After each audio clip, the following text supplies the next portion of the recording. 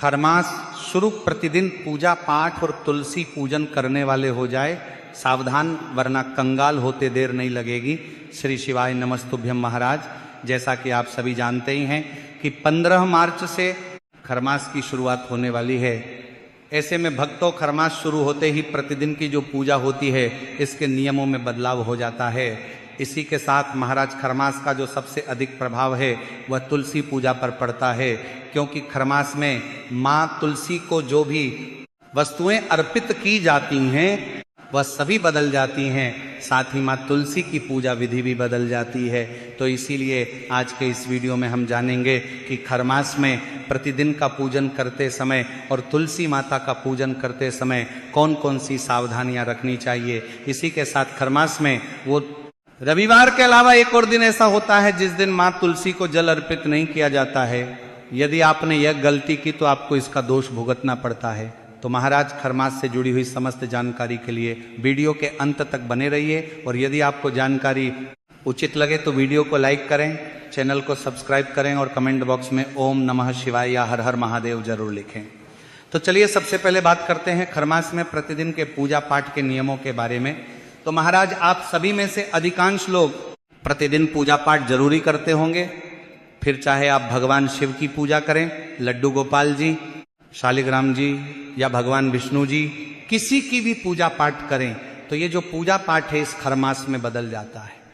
प्रतिदिन की पूजा में पंचदेव की पूजा का विधान बताया गया है, और पंचदेव में गणेश जी, भगवान विष्णु, भगवान शंकर माँ, पार्वती अर्थात माँ दुर्गा और सूर्य देव होते हैं। अब महाराज जब भी आप प्रतिदिन का पूजन करते हैं तो उसमें आपको आह्वान भी करना होता है।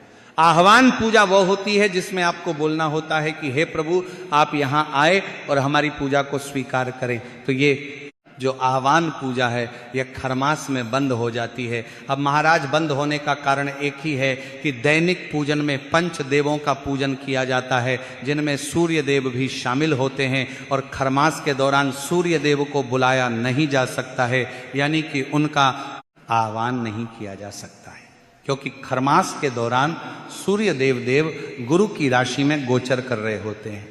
यानी कि इस समय सूर्य देव बृहस्पति के घर में विराजमान होते हैं, और देव गुरु बृहस्पति के घर में होने के कारण सूर्य देव उनकी सेवा में लगे होते हैं। इसीलिए महाराज खरमास के दौरान इन ग्रहों को आह्वान करके पूजन आदि करना वर्जित बताया गया है, क्योंकि इस समय भगवान सूर्य गुरु बृहस्पति की सेवा में लगे होते हैं, तो वह उनकी सेवा छोड़कर आपके यहाँ आएंगे नहीं। इसी के साथ महाराज सूर्य देव का जो तेज है वह अनंत होता है, तो सूर्य देव के तेज के सामने बाकी के जो भी ग्रह होते हैं वह सभी शून्य हो जाते हैं, यानी कि वह सभी निस्तेज हो जाते हैं।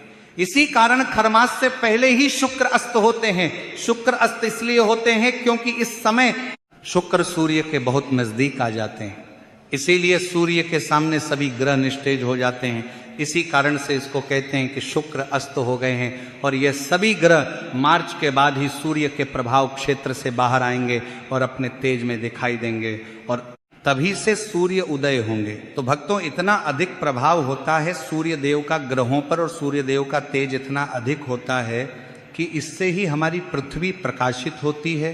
स्वयं चंद्रमा भी उन्हीं से प्रकाशित होता है। तीनों लोक में उजाला भी सूर्य देव का ईसा है। तो इस समय शुक्र अस्त होता है, और खरमास के दौरान सूर्य देव गुरु बृहस्पति के घर में होते हैं, और देव गुरु बृहस्पति देवताओं के गुरु हैं, इसीलिए उनके बिना कोई पूजा पाठ हो ही नहीं सकती है। इसीलिए महाराज खरमास में सभी ग्रहों का जो निस्तेज है वह शून्य हो जाता है। इसीलिए इस समय में मांगलिक कार्यों को करने की मनाही होती है। और महाराज यदि आप प्रतिदिन की पूजन में सूर्य देव का आह्वान करते हैं पूजन के लिए, तो यह अशुभ कार्य होता है, क्योंकि यह संभव नहीं है कि वह आकर आपकी पूजा स्वीकार करे। इसीलिए आपको खरमास के दौरान आह्वान नहीं करना चाहिए। तो महाराज सवाल ये उठता है कि बिना आह्वान के पूजा पाठ किस प्रकार से किया जा सकता है खरमास के दौरान। तो देखिए, सबसे पहले तो आपके पूजा मंदिर में जो भी आपने तस्वीर लगाई हुई है उन्हें आपको स्नान करवाना है। तो सबसे पहले तो आपको एक लोटा जल लेना है, उसमें थोड़ा सा गंगा जल भरना है, फिर शुद्ध जल भरना है, और इसी लोटे में एक फूल डालना है, और इसी फूल से आपको जो भी आपके पूजा मंदिर में तस्वीर लगी हुई है उन्हें आपको भाव रूप से जल का छींटा देना है। स्नान कराएं और फिर साफ वस्त्र से उन सभी को पोंछ दीजिए, फिर उन सभी का तिलक कीजिए। तिलक करने के बाद फिर पुष्प अगर आपके पास है तो अर्पित कीजिए और अंत में आरती कीजिए। आरती करने के लिए आपको धूप दीप जलाना चाहिए और फिर आपको भगवान का भोग लगाना है। तो महाराज ये हो गया खरमास की प्रतिदिन की पूजा का नियम। अब प्रश्न ये उठता है कि इसमें परिवर्तन क्या होगा और खरमास की पूजन में हमें क्या नहीं करना है। तो देखिए भक्तों, जो रोली और चंदन होता है, इसमें रोली का तिलक आपको जो भी देवी स्वरूप है, चाहे माँ दुर्गा हो, माँ सरस्वती हो, माँ लक्ष्मी हो, माँ पार्वती हो, उन सभी को आपको रोली या कुमकुम से तिलक करना है। और खरमास के दौरान देवी स्वरूप को चंदन का तिलक नहीं करना, इस बात का आपको विशेषकर ध्यान रखना है। अब महाराज जो भी देव स्वरूप है उन्हें आप रोली या फिर चंदन का तिलक लगा सकते हैं, लेकिन जो लोग प्रतिदिन भगवान शिव की पूजा करते हैं तो उन्हें ध्यान रखना है कि आपको कभी भी रोली या फिर कुमकुम से तिलक नहीं करना है। उनको आपको मात्र सादे चंदन से ही तिलक करना चाहिए। चंदन आप कोई सा भी उपयोग कर सकते हैं, लकड़ी वाला या पाउडर के रूप में या सूखा चंदन या गीला चंदन, लेकिन आपको चंदन का प्रयोग ही करना है। भगवान शिव के पूजन में कुमकुम का प्रयोग नहीं करना। अब महाराज बात आती है आरती की, खरमास के दौरान आरती करना चाहिए या नहीं और कौन सी आरती करना चाहिए। तो देखिए महाराज, यदि आपके पूजा मंदिर में लड्डू गोपाल जी हैं, माँ दुर्गा है, माँ लक्ष्मी की प्रतिमा है, भगवान श्री राम जी हैं, हनुमान जी हैं, शिव जी हैं, गणेश जी हैं, यानी कि सभी देवी देवता हैं, तो फिर आप ओम जय जगदीश हरे ये आरती भी गा सकते हैं। फिर चाहे आप कृष्ण जी की आरती उतारे, राम जी की आरती उतारे, हनुमान जी की आरती उतारे, तो आप ओम जय जगदीश हरे आरती गा सकते हैं। और यदि आपके पास समय थोड़ा अधिक रहता है तो आप गणेश जी की आरती करके फिर ओम जय जगदीश हरे आरती गा सकते हैं। अब देखिए, आरती आप सुबह के पूजन में भी कर सकते हैं और शाम के पूजन में भी आरती गा सकते हैं। इसी के साथ महाराज खरमास में कपूर की आरती करना भी कल्याणकारी माना गया है। तो यदि संभव हो तो आप कपूर जलाकर भी खरमास के दौरान आरती कर सकते हैं, बहुत अधिक शुभ माना जाता है। महाराज अब हम बात करते हैं खरमास में तुलसी माता का पूजन किस प्रकार से करना चाहिए और इसमें क्या क्या बदलाव हमें करने हैं। लेकिन उससे पहले बात करते हैं सूर्य देव के पूजन की, क्योंकि इस समय में सूर्य देव की आराधना भी बड़ी ही कल्याणकारी कही गई है। तो भक्तों, जो खरमास का समय है इसमें आपको प्रतिदिन सूर्य देव को जल अवश्य अर्पित करना चाहिए। और जब भी आप सूर्य देव को जल अर्पित करें तो उस लोटे में आपको थोड़ी सी रोली और एक लाल रंग का पुष्प या गुलाब की पंखुड़ियां भी आप डाल सकते हैं। और इस तरह से जल तैयार करने के बाद इसी जल से आपको सूर्य देव को अर्घ्य देना है। जो व्यक्ति पूरे खरमास के दौरान इस प्रकार से सूर्य देव को अर्घ्य देता है तो उसकी कुंडली में यदि सूर्य ग्रह कहीं गलत स्थान पर भी होंगे तो उसका जो फल है वह भी आपके लिए उत्तम हो जाएगा। तो जितना हो सके इस पूरे महीने खरमास के दौरान उसका जो फल है वो पर आपको सूर्य देव की आराधना करनी चाहिए।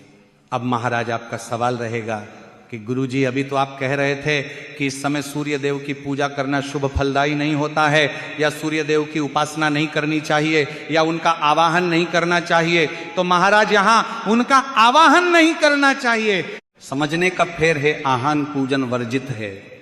मात्र ऐसी पूजा जिसमें सूर्य देव को जल दिया जाए वह पूजा आपको नहीं करना है। जल देना, सूर्य के मंत्रों का जाप करना, इससे तो सूर्य का तेज बढ़ता है और जब आप किसी का तेज बढ़ा रहे हैं तो वह प्रसन्न होंगे और वह आपको मनचाही इच्छा प्रदान करेंगे। इसीलिए सूर्य को जल देना, सूर्य की आराधना करना अलग चीज है और सूर्य की आहान पूजन करना अलग चीज है। आह्वान पूजन नहीं करना है। जितना हो सके सूर्य देव की आराधना कीजिए, मंत्र जप और सूर्य देव को जल दीजिए। इन दिनों में सूर्य स्त्रोत सुनने का भी फल उत्तम कहा गया है, इसीलिए सूर्य की आराधना में उनके पाठ और स्त्रोत भी आप सुन सकते हैं।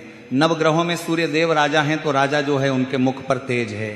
यदि आप चाहते हैं कि आपका ओरा बुलंद हो, आपकी पहचान बने, समाज में आपकी इज्जत हो, प्रतिष्ठा बने, जहाँ जाए वहाँ लोग आपको पूछे, व्यक्तित्व प्रभावशाली हो, तो इसके लिए सूर्य की आराधना अवश्य करनी चाहिए। और ये खरमास का समय इसके लिए सर्वोत्तम है। इसका लाभ लीजिए, अपने सूर्य को बलिष्ठ कीजिए और समाज में अपना प्रभुत्व दिखाइए। अब बात करते हैं तुलसी पूजन की। तुलसी पूजन में खरमास में कौन कौन से बड़े बदलाव आ जाते हैं, बात करते हैं। पर से वह कार्य है जो आपको खरमास के दौरान नहीं करने हैं, साथ ही कौन सी वह वस्तुएं हैं जो आपको माता तुलसी के पूजन में खरमास के दौरान समर्पित नहीं करनी है, क्योंकि तुलसी पूजन आप सभी अपने घरों में जरूर करते हैं। तुलसी पूजन ऐसा पूजन है जो सनातन धर्म को मानने वाले लगभग सभी घरों में किया जाता है। और खरमास एक ऐसा महीना है जिसमें तुलसी पूजा में बदलाव आ जाता है।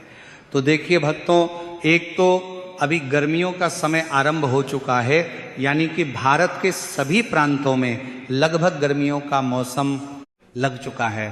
तो महाराज, इस मौसम में आपको तुलसी माता को जल थोड़ी अधिक मात्रा में देना चाहिए, लेकिन बहुत अधिक मात्रा भी जल की नहीं होनी चाहिए। क्योंकि यदि घर में जितने सदस्य हैं, यदि सभी सदस्य एक एक लोटा जल प्रतिदिन तुलसी माता को समर्पित करेंगे, तो इससे तुलसी माता की जो जड़ें हैं वह गलने लगेगी।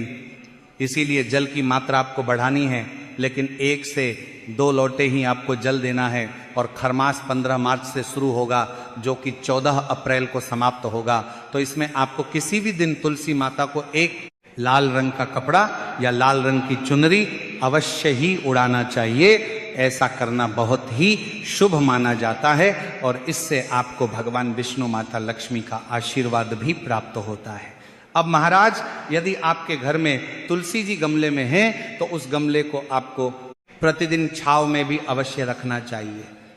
यानी कि ऐसे स्थान पर रखिए जहाँ पर सूर्य का प्रकाश सीधे तुलसी जी के पौधे पर बहुत अधिक मात्रा में न आए, और तुलसी जी के गमले को कभी भी दक्षिण कोने में नहीं रखना चाहिए। इसका भी आपको ध्यान रखना है। अब महाराज, बात करते हैं कि तुलसी पूजन में आपको खरमास के दौरान कौन कौन सी सावधानियां बरतनी चाहिए। तो महाराज, सबसे पहले तो आपको सुबह उठना है, स्नान आदि करना है। फिर आपको प्रतिदिन जिस तरह से आप तुलसी जी में जल अर्पित करते हैं, उसी तरह से आपको जल अर्पित करना है। लेकिन कुछ चीजें आपको बदलना है। तुलसी जी को जो आप प्रतिदिन रोली या कुमकुम से तिलक करते हैं, वह आपको इस खरमास के दौरान नहीं करना है। तो खरमास के दौरान आपको तुलसी माता को रोली या कुमकुम से तिलक नहीं करना है, बल्कि चंदन से तिलक करना है। अब महाराज, इसी के साथ में आप सभी जानते ही हैं कि तुलसी जी का श्रृंगार करना कितना अधिक शुभ माना जाता है।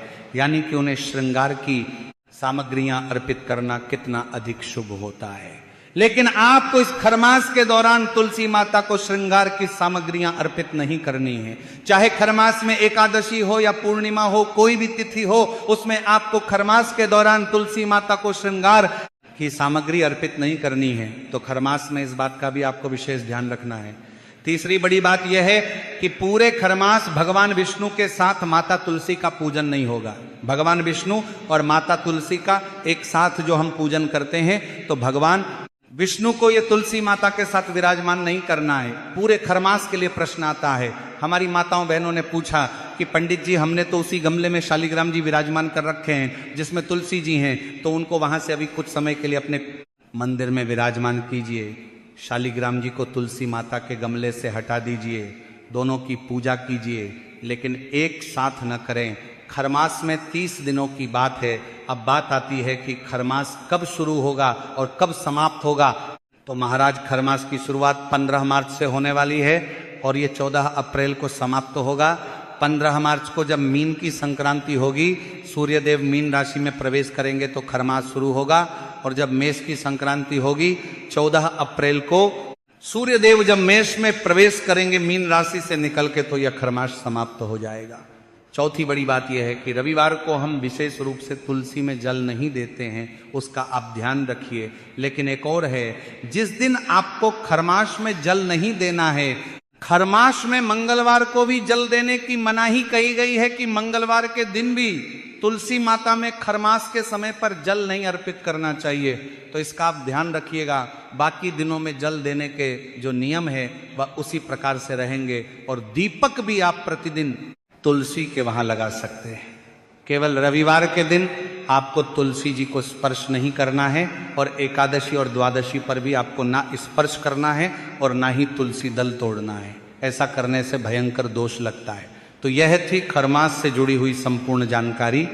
यदि आपको वीडियो से जुड़ी हुई जानकारी अच्छी लगी हो तो वीडियो को लाइक करें और चैनल को सब्सक्राइब जरूर करें। धन्यवाद।